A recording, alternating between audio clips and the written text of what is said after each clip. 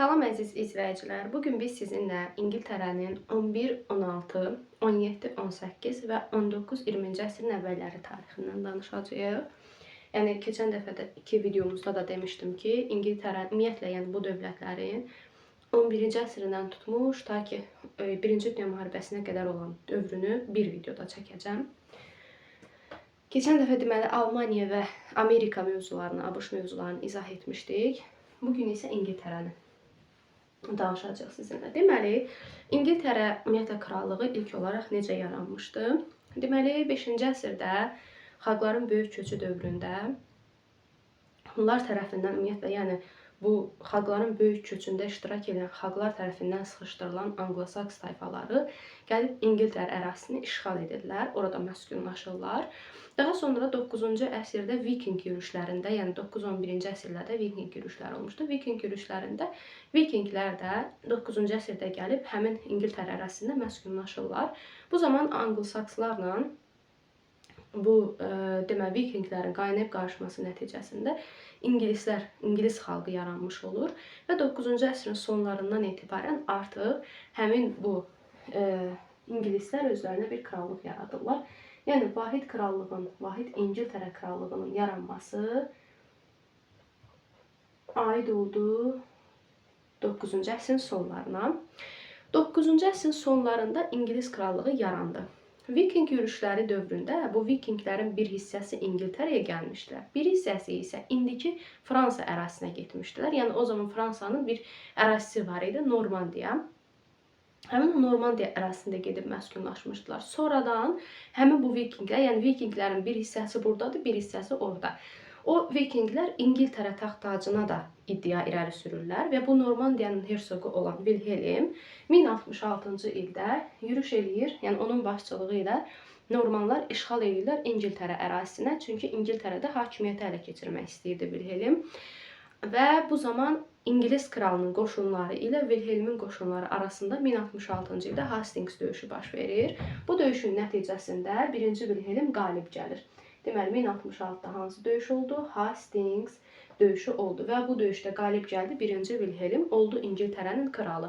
Bəs bu 1-ci Wilhelmin, ümumiyyətlə, yəni Normanların işğalının İngiltərə üçün nəticəsi nə oldu? Bunun bəzi sosial, iqtisadi və siyasi nəticələri var. Siyasi nəticəsi budur ki, mərkəzləşdirilmiş dövlətin əsası qoyuldu İngiltərədə. Sosial-iqtisadi nəticəsi bu idi ki, feodallaşma prosesi artıq tam şəkildə başa çatdı. Feodal qaydaları, yəni tam şəkildə bərqərar oldu İngiltərədə və bununla da kəndlərin təhkimli halına çevrilməsinin başlanğıcı qoyuldu. Daxili və xarici ticarət genişlənmiş oldu. Bu deməli oldu Norman işğalının sosial-iqtisadi və siyasi nəticələri. Wilhelm oldu İngilis kralı, yəni gəldi Londonu tutdu və burada özünü kral elan etdi. Və bundan sonra bəzi tədbirlər həyata keçirdi. Nə idi bunun tədbirləri? İlk olaraq buradakı yerli zadəganlardan ona sədaqət andı içmələrini tələb etdi. Yəni sadiqlik nümayiş elətdirməli idi həmin zadəganlar ona qarşı və öz siyasətində Normanlara arxalanır. Yəni yerli əhalidən daha çox Normanlara arxalanır. Burada istər torpaqların tutulmasında, istər vəzifələrin tutulmasında, yəni bu prosesdə daha çox Normanlar iştirak edirlər. Buradakı yerlilərin torpaqları müsadirə olunub, əllərindən alınıb, verilir Normanlara. Eyni zamanda ali kilsə və idarə etmə kimi vəzifələrə də Normanları gətirir əsasən. Eyni zamanda vergi sistemini, məhkəmə sistemini qaydaya salır, təkmilləşdirir və Roma imperiyasından sonra Avropada növbəti bir dəfə siyahıya alma həyata keçirilir. Yəni Avropada ilk siyahıya alma Roma imperiyasının dövründədir. İkinci dəfə isə həmin bu İngiltərə krallığında 1-ci Wilhelmin dövründədir. Və bunun nəticəsində kral hakimiyyəti İngiltərədə artıq möhkəmlənmiş olur. Bundan sonra 1-ci Wilhelm nə edir? Və bir də kralın, yəni ərazilərin 7də 1 hissəsi kralın mülkü hesab olunurdu. Digər ərazilərdə dediyim kimi öz yaxın əyanlarına, Norman əyanlarına paylanmışdı. Sonra deməli 1-ci Wilhelm nə vaxt İngilis kralı oldu? 1066-cı ildə həmin bu Hastings döyüşündən sonra. Deməli, indi danışaq 2-ci Henrixin dövründən. 2-ci Henrix hakimiyyətdə olub İngiltərədə 12-ci əsrdə. İkinci Henrixin dövründə onun daxili siyasətində 3 məsələ əsas yer tutur. Yəni bu 3 sahədə islahatlar keçirib. Bunlardan birincisi məhkəmədir. İkincisi hərbi islahatdır. Üçüncüsü isə deməli məhkəmə, hərbi və kilsə islahatı. Məhkəmə islahatına əsasən bu vahid kral məhkəməsi yaradır və kral məhkəməsinin səlahiyyətləri genişləndirilir. Yəni ki, bu vaxta qədər feodal nərdivanında biz deyirdik ki, vassalımın vassalı mənim vassalım deyildir. Yəni başda dururdu krallar, ondan sonra hersoq və qraflar, sonra baronlar, sonra cəngavərlər. Tutaq ki, burada cəngavər təbəqəsi baronun vassalı hesab olunurdu və baron məhkəməsinə müraciət edə bilərdi. Və yaxud da baron, hersoq və qrafların vassalı idi və yalnız hersoq və qrafların məhkəməsinə müraciət edə bilərdi. Hersoq və qraflar da kralın məhkəməsinə müraciət edə bilərdi. Yəni hər aşağı təbəqə özündən yuxarıdakı, yəni hər vassal olan təbəqə özünün seniorundan asılı idi və onun məhkəməsinə müraciət edə bilərdi. Belə olan halda kral baronların və cəngavərlərin üzərində öz hakimiyyətini tam şəkildə saxlaya bilmir. Və 2-ci Henrix belə bir qərar qəbul eləyir ki, yəni hər bir şəxs müəyyən ödənç ödəmək müqabilində vahid kral məhkəməsinə müraciət edə bilərlər. Aşağı təbəqədən tutmuş yuxarı təbəqəyə qədər. Bu da vahid kral məhkəməsinin yaradılmasında böyük bir addım olur. Sonra hərbi islahatının mahiyyəti nədir? Hərbi islahatında orduya getmək istəməyən cəngavərlər ki var idi, onlar qalxan pulu adlı vergi ödəməli idilər dövlətə. Kral da həmin verginin hesabına, yəni həmin o pulun məbləğin hesabına muzlu qoşun yaradır. Bu da nisbətən yaxşı bir islahat idi. Digər bir məsələ isə kilsə islahatının keçirilməsidir. Kilsə islahatı tam şəkildə uğurlu olmayıb, tam həyata keçirilməyib. Sadəcə olaraq, yəni bu istəyirdi ki, kilsəni dövlətə tabe etsin, amma edə bilmir. Bir də bu kilsənin dövlətə tabe edilməsi baş verəcək İngiltərədə 16-cı əsrdə. Yəni o vaxta qədər İngiltərədə belə bir şey olmayıb. 2-ci Henrix də bunu etmək istəyir, amma ictimai narazılıq baxımından, yəni xalqın narazılığı baxımından bunu həyata keçirə bilmir. Sonra 13-cü əsrdə İngiltərə ilə Fransa arasında müharibə gedir. Elə 12-ci əsrdə də gedib. 13-cü əsrdə də var, 14-cü əsrdə də var, 15-ci əsrdə də İngiltərə ilə Fransa arasında müharibə var. Sonrakı dövrlərdə də var. Yəni hələ ki bu hissəmizə aid olaraq, yəni qeyd edirəm ki, 12, 14, 15, 16-cı əsrlərdə, daha doğrusu 12, 13, 14, 15-ci əsrlərdə İngiltərə ilə Fransa arasında müharibə var. Və bu dövrdə, deməli, nədən danışırıq?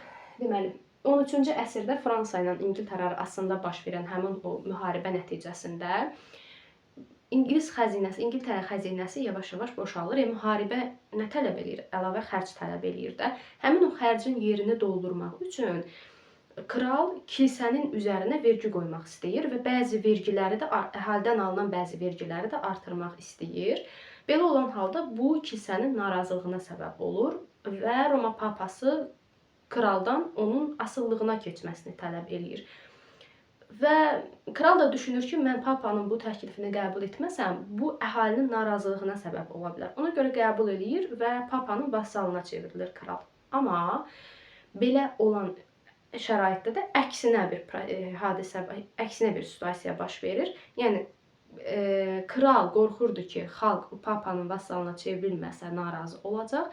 Amma əksinə bu papanın vassalı, özünü papanın vassalı elan etməsi ilə əhalidə dövlətdə ictimai narazılığa səbəb olur. Və bunun nəticəsində əhali üsyan qaldırır ki, sən niyə papanın asıllığını qəbul edin? Çünki kralın papanın asıllığını qəbul etməsi kilsənin ölkədə nüfuzunun, yəni üstünlüyünün daha çox olmasına gətirib çıxarır. Onun da nəticələri necə olur? Bunu biz Almaniya mövzusundan daha geniş şəkildə görmüşdük. Belə. Və bunun deməli nəticəsində nə baş verdi? Həmin bu deməli kral bu mübarizənin, bu üsyanların qarşısını almaq üçün Böyük Azadlıqlar Xartiyası adlanan bir sənəd qəbul edir. Nə zaman qəbul edir? 1215-ci ildə. Burada demək, şəhərlərin yuxarı təbəqəsidir, cəngavərlərdir, zadəganlardır. Bunlara xüsusi, yəni geniş şəkildə hüquqlar verilir, amma aşağı təbəqəyə nisbətən məhdud şəkildə hüquqlar verilir.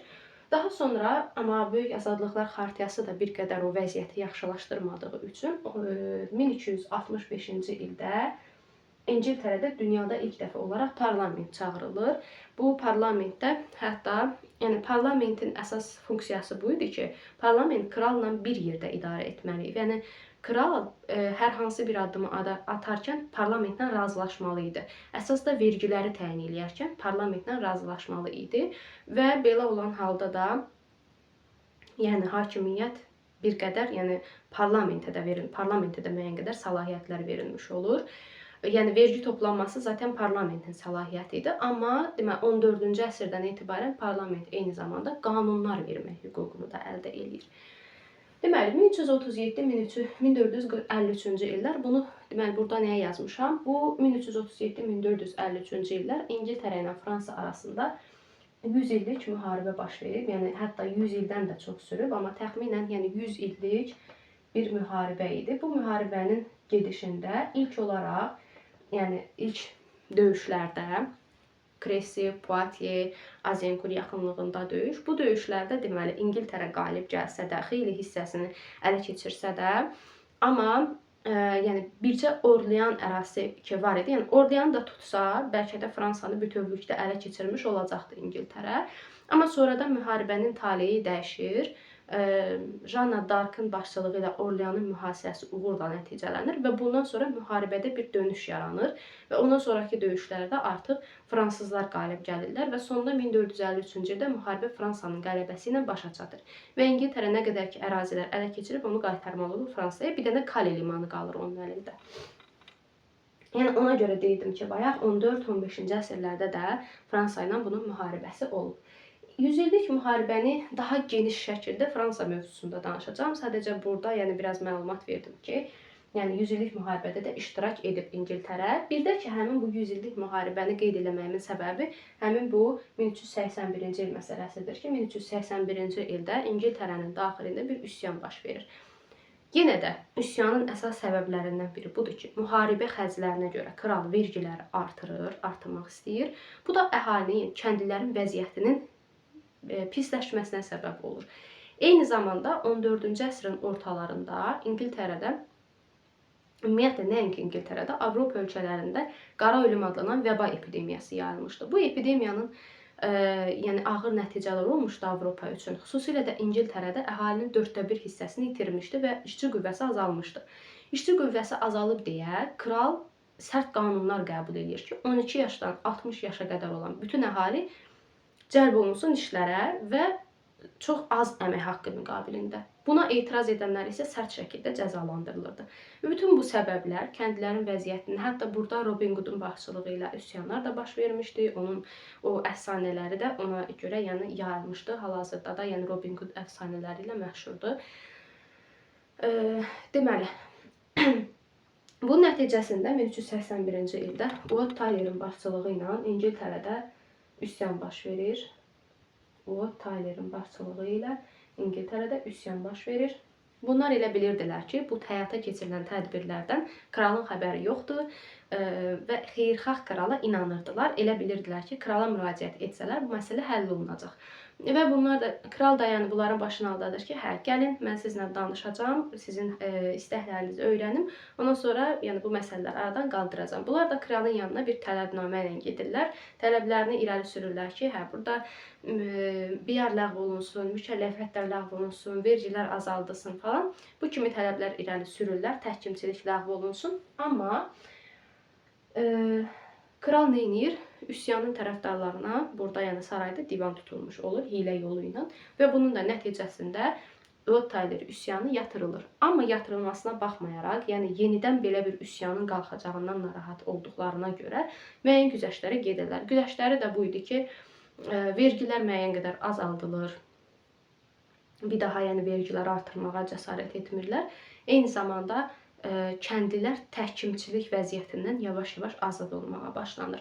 Amma biz Almaniyada demişdik ki, əksinə olmuşdu. 1524-25 Thomas Münster'in hərəkatından sonra, kəndi müharibəsindən sonra təhkimçilik vəziyyəti daha da orada artırılmışdı. Yəni azad olan kəndlər də təhkimi vəziyyətinə salınmışdı. Amma İngiltərədə bunun əksi baş verir. Əksinə təhkimçilikdən azad olunma prosesi başlayır.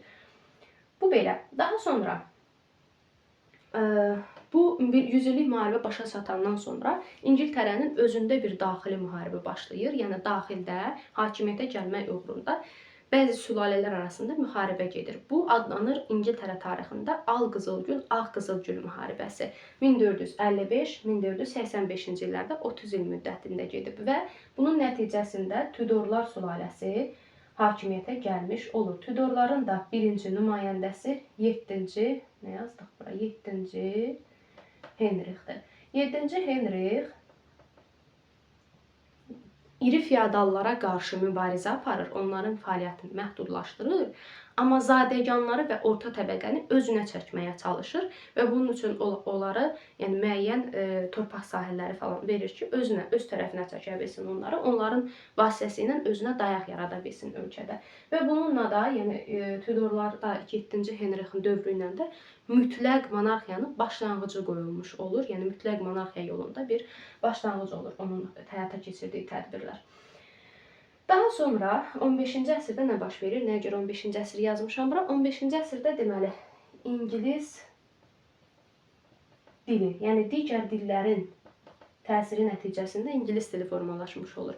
O vaxta qədər İngiltərədə istifadə olunurdu, deməli fransız dilindən rəsmi dil olaraq və latın dilindən. Düzdür, əhalinin aşağı təbəqələri ingilis dilində danışırdılar. Amma rəsmi dövlət, yəni dövlətdə, məmurlar tərəfindən, rəsmi yazışmalarda, sənədlərdə fransız dilindən, bir də latın dilindən istifadə olunurdu. Amma 15-ci əsrdə mərkəzləşmiş dövlətin, mərkəzləşmiş feodal dövlətinin yaranması ilə artıq nə baş verir? Dil də formalaşmış olur. Yəni həmin o fransız, ispan, latın dillərinin əsasında onların təsiri ilə İngilis dili yaranmış olur. Və son olaraq biz danışacağıq Yelizavetanın dövründən. Yelizavetanın dövrünə keçməmişdən əvvəl 16-cı əsrdə İngiltərədə baş verən proseslərdən danışım. 16-cı əsrdə İngiltərədə yaranıb Anglikan kilsəsi, yəni 16-cı əsr reformasiya ilə tanınır. Reformasiya hərəkatı baş verir və biz keçən dərsimizdə də qeyd eləmişdik ki, Almaniyada ilk olaraq başlamışdı bu reformasiya, sonra digər ölkələrə də öz təsirini göstərmişdi. Almaniyada bunu Martin Luther kəndlilər həyata keçirmişdisə, İngiltərədə, Fransada kral tərəfindən həyata keçirilmişdi. Və İngiltərədə bunu həyata keçirən kral 16-cı əsrdə hakimiyyətdə olan 8-ci Henrix idi. Düzdür, adı kitablarda hal-hazırda yoxdur. Sadəcə olaraq 16-cı əsrdə reformasiyanın həyata keçirildiyini bilsək kifayət eləyir. Yəni o zaman da kralla kilsə arasında narazılıqlar olmuşdu. Yəni kral kilsə ilə hesablaşmırdı. Ona görə də kilsənin nəzarətini orada ləğv eləyib. Yəni həmin bu ikinci Henrixin dövründən, yox, 2-ci Henrixdən sonra da, yəni bu 13-cü əsr müharibələri prosesində dediyi ki, kral onun asıllığını qəbul eləmişdi. Həmin o asıllığı ləğv eləyib, yeni bir kilsə yaradır, Anglikan kilsəsi və kilsəni dövlətə tabe eləyir. Bu vaxta qədər dövlət kilsəyə tabe idi. Amma burada kilsəni dövlətə tabe eləyir. Və 16-cı əsrdə bu Tudorların sonuncu nümayəndəsi, eləcə də ən qüdrətli nümayəndəsi, yəni onun dövrü Tudorların qızıl dövrü adlandırılır. 1558-dən hakimiyyətdə olub 1603-cü ilə qədər. Birinci Yelizaveta neynədir? Deməli, 1588-ci ildə bunun ümumiyyətlə dənizlərdə üstünlük uğrunda əsas rəqibi İspaniya idi. 1588-ci ildə İspaniyanın məğlub edilməz armadasını məğlub eləyir. Deməli, məğlub edilməz armada İspan donanmasıdır və məğlub edilməz armadanı məğlub edir kim? İngiltərə. Hətta buna görə dəniz quldurlarını, səyyahları belə himayə etmişdi 1-ci Yelizaveta. Daha sonra 1-ci Yelizavetanın dövründə ticarəti himayə etmək məqsədi ilə, yəni himayə etmək sözünü yadımızda saxlayaq, ticarəti himayə etmək, qorumaq məqsədi ilə proteksionizm siyasəti həyata keçirilir. Proteksionizm siyasətinin mahiyyəti budur ki, yenə dediyim kimi, ticarəti himayə etmək məqsədi ilə başqa ölkələrdən gətirilən məhsullara, yəni idxala məhdudiyyət qoyulsun, amma buradan başqa ölkələrə məhsulların satılması, yəni ixrac genişləndirilsin.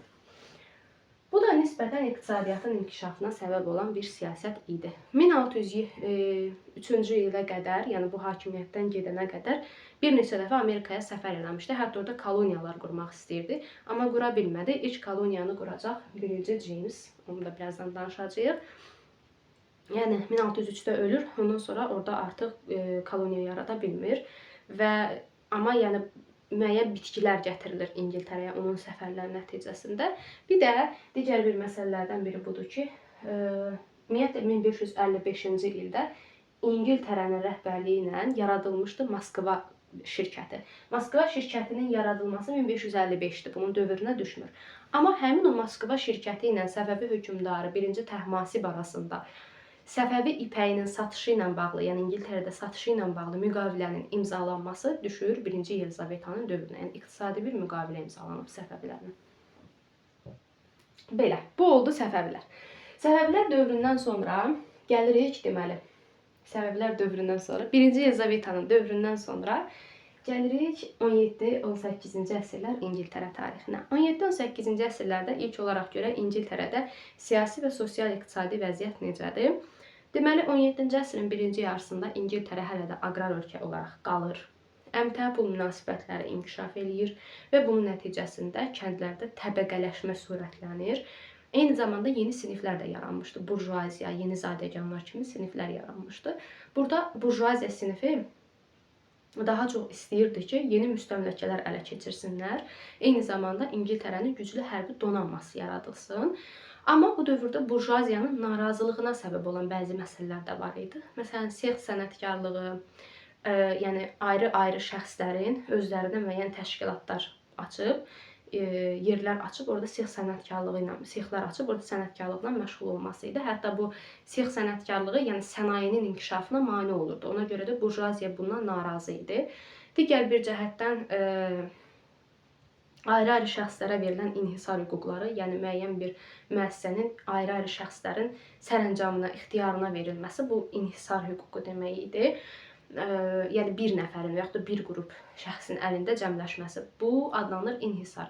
Həmin bu inhisarlara qarşı idi burjuaziya sinifi və yeni zadəganlar sinifidəki digər bir cəhətdən, yəni ümumiyyətlə həm burjuaziya, həm yeni zadəganlar burada kəndlərin torpaqlarını əllərindən alırdılar. Həmin o torpaqlar çəpərlənirdi və otlaqlara çevrilirdi. Yəni orada daha çox qoyun yetişdirilirdi və o qoyunları yunundan sonra manufakturalarda istifadə olunur və bu çəpərləmələr İngiltərədə elə yavaş-yavaş aqrar çevrilişin yaranmasına gətirib çıxarır.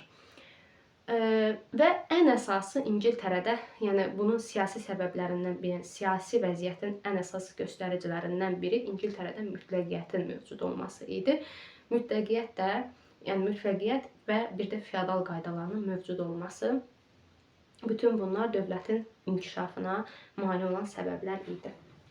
Xüsusən də yəni kapitalizm yaranmışdı, amma inkişafına mane olan səbəblər bunlar idi.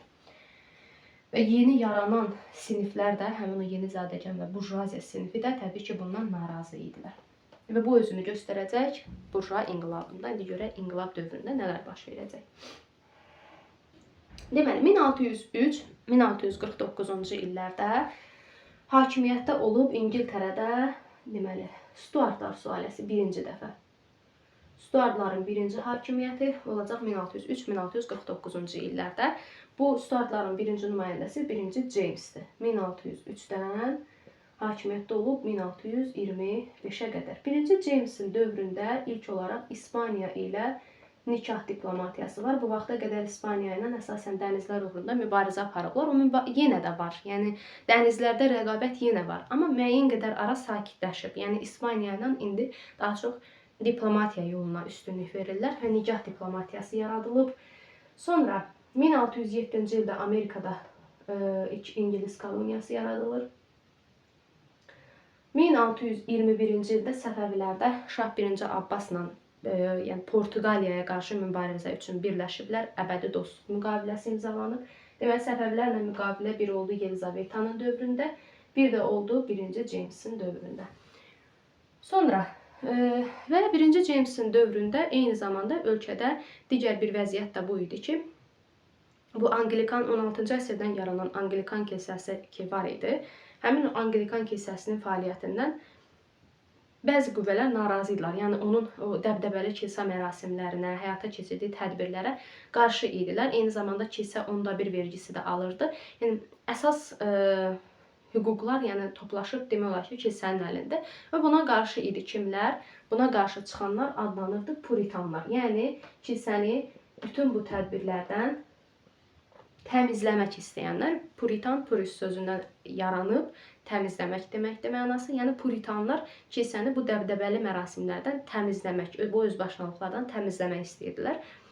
Amma yəni öz məqsədlərinə bir qədər çata bilmədiklərinə görə, ölkədə təqiblərə məruz qaldıqlarına görə ölkəni tərk edib gedirdilər Hollandiyaya, oradan Amerikaya. Bunu Amerika mövzusunda da demişdik. Elə yəni orada yaradılan koloniyaların əsas hissəsini bir bayaq dediyimiz çəpərləmələr nəticəsində o torpaqsızlaşan kəndlilər, bir də burada dini təqiblərə məruz qalan puritanlar təşkil edirdilər. Və 1625-ci ildə hakimiyyətə gələcək 1-ci Charles, o da hakimiyyətdə olacaq 1649-a qədər. 1-ci Charles'ın dövründə deməli nələr olur? 1-ci Charles'ın dövründə İngiltərə həm Şotlandiya ilə dini müharibə aparır. Digər tərəfdən Avropada 30 illik müharibə gedir. Və bu 30 illik müharibə düzdür. İngiltərə o müharibəyə qoşulmasa da demişdik ki, İngiltərədə inqilabın, vətəndaş müharibəsinin baş verməsinə birbaşa təsir göstərəcək həmin bu 30 illik müharibə. Və yəni Avropada digər bir tərəfdən müharibənin getməsi, o müharibənin gedişində İngiltərənin də burada Şotlandiya ilə dini bir müharibə aparması ölkənin xərclərini zəiflədi, azaldırdı. Yəni daha doğrusu xərclərini azaldırdı desək, yəni xəzinəsini azaldırdı. Və xəzinə azaldığına görə də kral yeni vergilər təyin etmək istəyir. Yeni vergi təyin etmək istəyəndə parlament buna mane olur. Çünki biz bayaq da dedik ki, parlamentlə hesablaşmalıydı axı bu. Parlament buna mane olur. Mane olduğuna görə də bu parlamenti qovur. Qovur, amma bir müddətdən sonra düşünür ki, bəlkə parlament, yəni yenidən çağırsaq, yəni parlament sizdə qəbul edə bilməzdi də. Parlamentdən hesablaşmalıydı bu qanunlara görə. Ona görə 1640-cı ildə, yəni deyir ki, parlamenti çağırım, ondan sonra yəni parlamentlə bir yerdə bu qərarı verək. Parlamenti çağırır, amma parlament əksinə, yəni hakimiyyətə gələndə onsuz da yəni bu nə qədər də eləsə, o dövrdə mütləqiyyəti çox da qoruyub saxlaya bilməyəcəkdir. Çünki yəni həmin dövrdə kapitalizm cəmiyyəti yaranıb, yəni bunlar yavaş-yavaş feodal qaydalarından çıxmaq istəyirlər, mütləqiyyəti ləğv etmək istəyirlər. Nə qədər də desə, yəni o parlament ondan hesablaşmayacaqdı bu barədə. Ona görə 1640-cı ildə gələn parlament əksinə kralla başlayır mübarizə aparmağa. Yəni parlament özü öz daxilində bir qərar qəbul edir ki, birinci bu parlamentin illərini deyim. Parlament 1640-da gəldi, 53-ə qədər fəaliyyət göstərir və buna uzun müddətli parlament deyilir. 13 il, yəni daha çox uzun müddətdə fəaliyyət göstərdiyinə görə uzun müddətli parlament deyilir. Eyni zamanda uzun müddətli parlamentin fəaliyyəti dövrü adlanır burjua inqilabı dövrü. Deməli, bu dövrdə nə baş verdi? Parlament qərar qəbul etdi ki, deməli, mən 3 ildən bir, yəni öz fəaliyyətimi, yəni seçkiləri 3 ildən bir özüm keçirəcəm də, özüm öz fəaliyyətimi bərpa edəcəm 3 ildən bir. Və kral da buna qarşı çıxır, yəni parlamentin islahatlarına qarşı. Parlamentin tərəfdarı olan deputatlardan bəzilərini həbs etmək istəyir. Amma əhalinin narazılığı kralın bu siyasətinə mane olur. Kral bunu həyata keçirə bilmir. Və bundan sonra, deməli, 1642 və 1646-cı illərdə İngiltərədə birinci vətəndaş müharibəsi baş verir. Kral tərəfdarları ilə parlament tərəfdarları arasında. İlk döyüşlərdə kral tərəfdarları qalib gəlir. Çünki burada kralın ordusu daha güclü idi. Yəni parlament ordusu yaxşı təchiz olunmamışdı. Köhnə bir ordu idi. Bir də parlament tərəfdarları içərisində orta siyasi xəttin nümayəndələri, yəni mötədil siyasi xəttin nümayəndələri ki var idi, onlar daha çox İngiltərə, yəni kralla danışıqlar aparmağın tərəfdarı idilər. Onlar yəni təklif edirdilər ki, kral öz ordusunu buraxsın, yeni tipli bir ordu yaratsın və islahatlar keçirsin. Amma kral da bunu qəbul eləmədi. Qəbul eləməyəndə də artıq bu hissə çəkildi durdu kənarda ki, yəni biz kraldan bunu biz danışıqların tərəfdarı olduq. Yəni biz kralla bu danışıqlara getdi, amma kral qəbul etmədi. Ondan sonra 1645-ci ildə Oliver Cromwellin başçılığı ilə, yəni yeni bir ordunun yaradılması prosesi baş verir. Yəni Oliver Cromwell-ə tapşırılır. Oliver Cromwell də kəndlilərdən və sənətkarlardan ibarət könüllülük prinsipi əsasında bir yeni ordu yaradır. Bu yeni ordunun yaranması İngiltərənin parlament ordusunun güclənməsinə səbəb olur və bunun da nəticəsində sonrakı döyüşlərdə parlament ordusu qələbə çalır və 1646-cı ildə vətəndaş müharibəsi parlamentin qələbəsi ilə başa çatır. Kral ölkədən qaçır Şotlandiyaya, amma Şotlandiyanın parlamenti həmin kralı tutub təhvil verirlər parlamentə. Sonra 1648-ci ildə növbəti bir vətəndaş müharibəsi baş verəcək İngiltərədə. Bu vətəndaş müharibəsində isə deməli, bu vətəndaş müharibəsində isə yenə də parlament qalib gələcək. Amma bunun bir fərqi də var idi ki, burada yəni Şotlandiya kralı artıq kralın tərəfdarı idi. Belə və 1648-də parlamentin qələbəsi ilə başa çatandan sonra parlamentin qarşısında əsas bir məsələ var, aqrar məsələni həll etmək. Aqrar məsələni həll etmək üçün kilsədir, sonra yəni ruhanilərdir, kraldır, kralın tərəfdarları, bunların əlində olan torpaqlar müsadirə edilir, satılır burjuaziya və ordu zabitlərinə. Eyni zamanda çəpərləmələrə rəsmi şəkildə icazə verilir, rəsmiləşdirilir və bunun da nəticəsində kəndlilər yəni daha doğrusu kral və kral tərəfdarları, eyni zamanda ruhanilər öz torpaqlarını itirmiş olurlar. Daha sonra digər bir məsələ 1649-cu ildə, yəni 1649-cu ildə İngiltərədə respublikanın yaradılmasıdır. 1649-cu ildə Karl hakimiyyətdən gedir, yəni Karl edam edilir. Bununla da Stuartların dövrünə, yəni birinci dövrünə son qoyulur. Burada yazaq birinci dövr. Çünki Stuartlar 2 dəfə olub hakimiyyətdə. Birinci dövrləri 1603-49-dur, ikinci dövr 1660-88-dir. Deməli 1649-dan 53-ə qədər İngiltərədə birinci respublika dövrüdür. Respublika dövründə deməli 1649-da dedik ki, bu kral edam olundu, respublika yaradıldı. Bir də parlamentdə olan Lordlar Palatası ləğv edildi. Çünki onlar kralın daha çox tərəfdarı idilər. Lordlar Palatasını ləğv elədi. Və ondan sonra respublika qurulanda parlament bir palatalı olur. Qanunverici orqan olaraq, yəni öz fəaliyyətini davam etdirir, amma bir palatalı olaraq. Çünki Lordlar Palatası fəaliyyəti dayandırılmışdı, ləğv edilmişdi. Deməli, bunun respublikanın daxili siyasətindən danışsaq, daxili siyasətində dedik ki, bir var parlament, qanunverici orqandır. Bir də var dövlət şurası. Dövlət şurasını biz 19-cu əsrin əvvəllərində 1-ci Aleksandrın dövründə Rusiyada da görəcəyik. Fərq budur ki, oradakı dövlət şurası məsləhətçi orqandır, məşvərətçi orqandır. Buradakı dövlət şurası isə icra edici orqandır. Sonra daxili siyasətində yəni bəzi qadağalar qəbul olundu. Bu qadağalar nələr idi? Qadağalar ondan ibarət idi ki, İngiltərə bu yəni ölkəyə başqa yerlərdən yun və ipək parçaların gətirilməsini qadağan edir. Bir də deyir ki, İngilis gəmilərindən başqa hansısa bir dövlətin gəmiləri ilə İngiltərəyə mal gətirilə bilməz. Bu da ona görə idi ki, yəni daha çox İngiltərə bunu Hollandiyaya qarşı eləmişdi. Çünki Hollandiya ilə arasında yəni rəqabət var idi də, daha çox Hollandiya gəmiləri ilə gətirilirdi. O da onu qadağa qoyur ki, İngilis gəmiləri ilə gətirilsə, ondan sonra İngiltərədə hərbi donanmanın və ticarət donanmasının yaradılmasına başlanılır. Xarici siyasətində isə Fransa, İspaniya kimi dövlətlərə öz üstünlüyünü tanıtmış olur. Sonra digər dövlətlər bunun ağalığını tanıyır, Hollandiya kimi dövlətlər bunun yəni necə deyim, varlığını, yəni respublikanı tanıyırlar.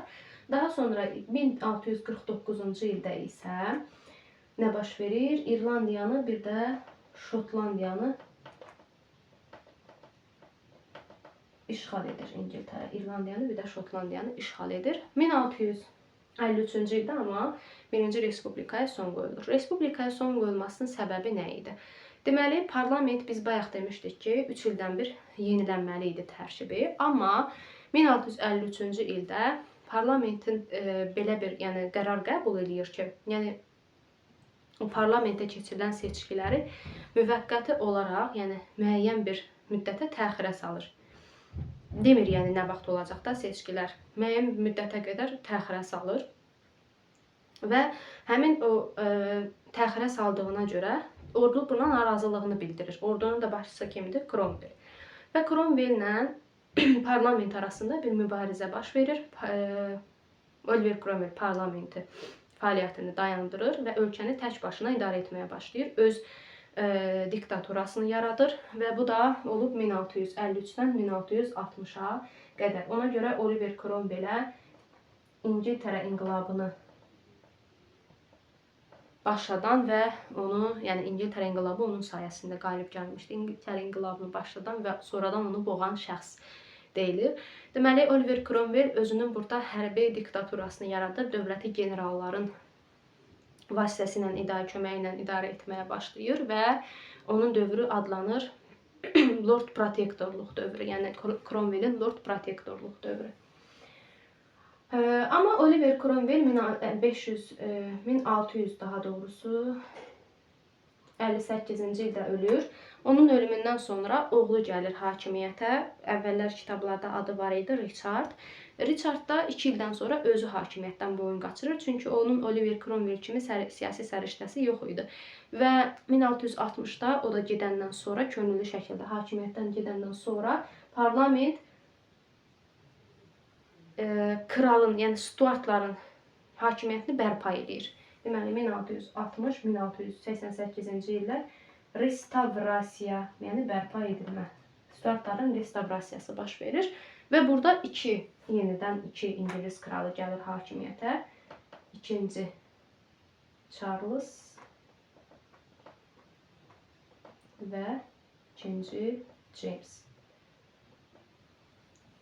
Deməli, ikinci Charles nə edir? İkinci Charles'ın dövründə, yəni bu parlament onunla belə bir razılaşır ki, parlament hakimiyyətə gələcəksən, amma parlamentdən səlahiyyətləri bölüşdürürsünüz.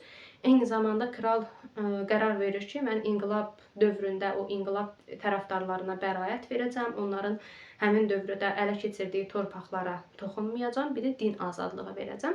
Və belə olan halda da 2-ci Charles'ı gətirdilər hakimiyyətə. Amma 2-ci Charles hakimiyyətə gələndən sonra bu dediklərini əməl etmədi. Ondan sonra 2-ci James'i gətirdilər hakimiyyətə. 2-ci James də gələndə mütləqiyyəti bərpa etməyə çalışırdı. Katolik dinini bərpa etməyə çalışırdı. Katolik dininin bərpası da elə mütləqiyyətin bərpası demək idi. Demək olar ki, ona görə də hətta yəni yuxarı vəzifələrə də öz tərəfdarlarını gətirir. Bu da yepiskopların müqavimətinə, narazılığına səbəb olur. Və katolik dininin qəbul olunması nəyə görə ölkədə belə narazılıqla qarşılanırdı? Çünki həmin dövrdə ölkədə Anglikan kilsəsi fəaliyyət göstərirdi. Yəni katolikliyə qarşı idilər. Katolik kilsəsi artıq ta ki 16-cı əsrdə reformasiya dövründən etibarən İngiltərədə öz fəaliyyətini itirmişdi. Eyni zamanda İngiltərənin əsas düşmənləri olan Fransa və İspaniyanın dini katolik dini idi. Buna qarşı idi. Digər bir tərəfdən yəni o bayaq dedik ki, biz bəzi kral tərəfdarları, ruhanilər öz torpaqlarını itirmişdilər. O torpaqlar satılmışdı burjuaziyaya, bir də ordu zabitlərinə. Həmin o burjuaziya və ordu zabitləri qorxur ki, o ələ keçirdikləri torpaqları itirsinlər. Yenidən həmin torpaqlar keçsin öz sahiblərinə. Kəndlilər də dini təqiblərə məruz qalmaqdan qorxduqları üçün, yəni əhalinin heç bir təbəqəsi bunu istəmirdi ki, katoliklik burada bərpa edilsin. Ona görə sakit şəkildə, dinc yolla 1688-ci ildə kralın protestant olan, deməli, kürəkəni Oranlı Vilhelmi çağırırlar ölkəyə ki, gəlsin dinc şəkildə hakimiyyəti ələ keçirsin. Oranlı Vilhelm də gəlir. O 1688-ci ildə hakimiyyətini yaradır burada və buna deyilir şanlı inqilab. Yəni heç bir qan tökülmədən dinc yolla baş verib gəlib hakimiyyətə. 1689-cu ildə hüquqlar haqqında bil qəbul edir. Hüquqlar haqqında bilin mahiyyəti nə idi? İngiltərədə mütləq monarxiyaya son qoyulur. Yəni mütləqiyyətin bərpası cəhdləri bir dəfəlik qarşısının alınmış olur. Kral veto qoyma hüququndan məhrum edilir. Kral nə edirdisə parlamentlə razılaşmalı idi. Ordu saxlamaq hüququ yox idi tək başına. Vergi təyin etmə hüququ yox idi. Qanunlar vermək, vergi təyin etmək parlamentin səlahiyyəti idi. Yəni bunlar ikisi bir yerdə razılaşıb hər hansı bir addım atmalı idilər və ən əsası da hüquqi dövlətin əsası qoyulmuş olur və bu hüquqi dövlət də necə idi? Parlamentli monarxiya. Yəni ta ki o vaxtdan bugünkü günümüzə qədər də İngiltərə parlamentli monarxiya olaraq davam edir. Deməli, 18-ci əsrin 60-cı illərində İngiltərədə sənaye çevrilişi başlayır. Sənaye çevrilişi başladı və bu özünü əsas göstərir toxuculuqda, yəni sənayedə, daha çox yüngül sənayedə başlayır toxuculuq sənayesində. 1784-cü ildə buxar maşınının, buxar mühərrikinin kəşf olunması ilə yeni bir mərhələ başlanır. Yəni fabrik-zavod mərhələsinə keçid baş verir sənaye çevrilişində və bu sənaye çevrilişinin əsasını təşkil edir. Bir də 19-cu əsrin əvvəllərində sənaye çevrilişi artıq İngiltərədə başa çatmış olacaq. Yəni İngiltərənin bir çox müstəmləkələri var idi bu dövrdə. Ümumiyyətlə 19-cu əsrdə İngiltərə dünyanın ən çox müstəmləkəsi olan dövlətidir. Və hətta 19-cu əsrin sonlarında ən böyük imperiya olacaq elə bunun sayəsində də. Və İngiltərə hər müstəmləkəsindən yəni bir şey gətirilir də. Hər müstəmləkə İngiltərənin bir şeyini təmin edirdi. Ona görə İngiltərəni o dövrdə adlandırdılar Dünya Emalatxanası. 1825-ci ildə İngiltərədə ilk dəmir yolu çəkildi. 1832-ci ildə deməli İngiltərənin 19-20-ci əsr əvvəllərindən danışırdıq. Dedik ki, 1825-də ilk dəmir yolu çəkildi. 1832-də birinci parlament islahatı keçirildi.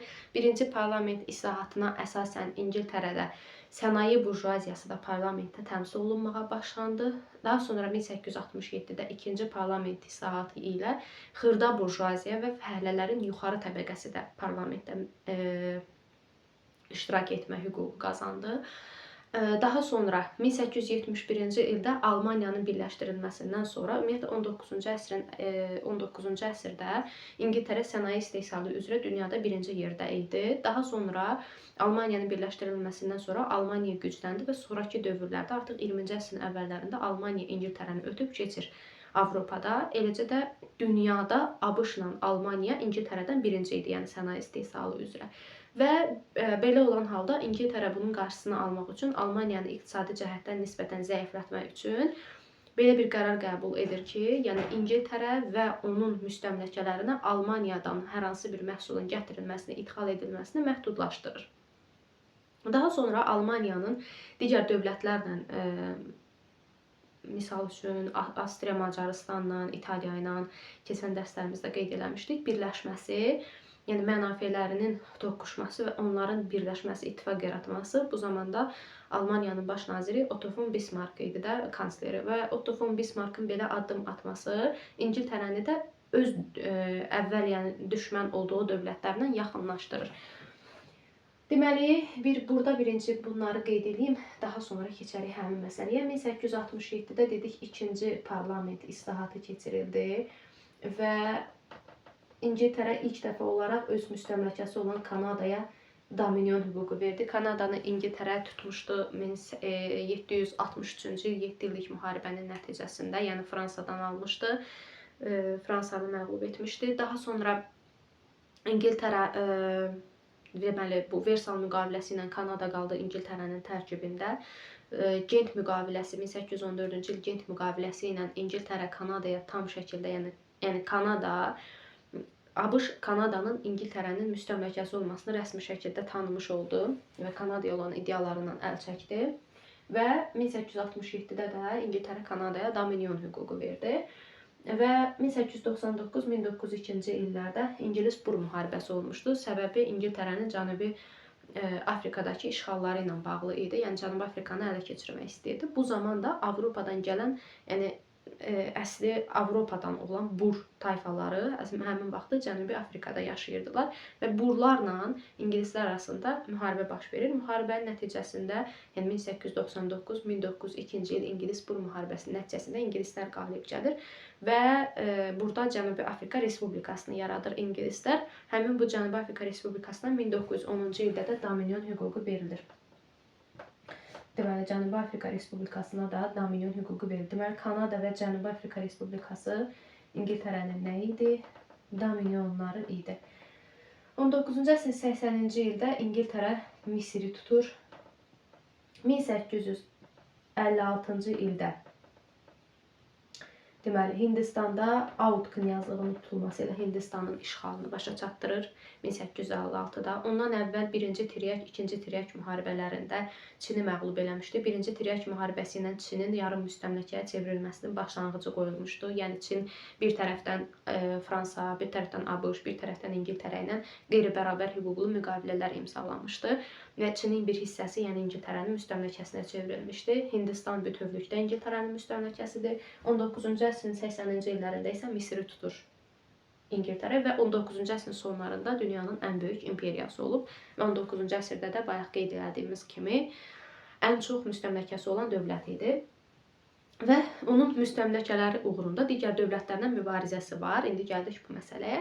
Yəni 19-cu əsrdə İngiltərə Fransa ilə, Rusiya ilə əslində mübarizə aparıb. Yaxın Şərqdə, yəni Əfqanistan uğrunda Rusiya ilə, Şimali Afrikada, yəni Misir uğrunda isə Fransa ilə müharibə aparır. Amma elə olur ki, yəni Bismarck o gedib Avstriya, Macarıstanla, İtaliya ilə ittifaq yaradanda bu da müttəfiqləri ilə yaxınlaşır. Hətta İngiltərənin baş naziri və xarici işlər naziri Henry Palmerstonun belə bir fikri var idi ki, İngiltərənin daimi dostu və yaxud da daimi düşməni yoxdur. İngiltərənin daimi mənafeyi var. Yəni bizim mənafeyimiz hər hansı bir dövlətlə toqquşursa, biz nəyə görə də ondan düşmən olmalıyıq və yaxud da toqquşmursa nəyə görə dost olmalıyıq? Ona görə bizim daimi mənafeyimiz var. Bu mənafeyimizi qorumaq üçün dövlətlərlə əlaqə yaradırıq və həmin mənafeylərinin də toqquşduğu bu dövrdə İngiltərənin 2 dövlət var əsasən. Bunlardan biri Rusiyadır. Deməli, Rusiyadır, biri də Fransadır. Həmin bu Fransa ilə Rusiya özləri zaten 1894-cü ildə yəni öz aralarında ittifaq yaratmışdılar 1894-də. Deməli Fransa ilə Rusiya arasında ittifaq oldu 1894-cü ildə. Sonra Fransa ilə İngiltərə arasında da bir dənə ittifaq yaranır, səmimi saziş imzalanır, Antanta sazişi, yəni Antanta sözünün mənası da səmimi saziş deməkdir. 1904-cü ildə. Deməli, Fransa 1-ci Rusiya ilə müqavilə imzaladı. Sonra getdi İngiltərə ilə müqavilə imzaladı. Sonra Fransanın vasitəçiliyi ilə, yəni Fransa bir tərəfdən İngiltərə ilə müttəfiqdir, bir tərəfdən Rusiya ilə müttəfiqdir. Deyir elə bunları da müttəfiq eləyim, üçümüz birləşək. Və ona görə 1907-ci ildə Peterburq sazişi imzalanır. Rusiya ilə İngiltərə arasında, yəni Fransanın vasitəçiliyi ilə bu Rusiya ilə İngiltərə arasında imzalanır nə? Peterburq sazişi 1907-də. Bununla da Antantanın yaradılması başa çatmış olur və Avropada bu iki hərbi blokun yaradılması, yəni bir tərəfdə Üçlər İttifaqı, Almaniya, Avstriya, Macarıstan, İtaliya daxil olmaqla, bir tərəfdə isə Antanta, Fransa, Rusiya və İngiltərə daxil olmaqla hərbi blokların yaradılması ilə Avropada güc tarazlığı sistemi iflasa uğramış olur. Belə, bu da İngiltərə mövzumuz. Gələn dəfə Fransa mövzusundan danışacağıq. Hələlik.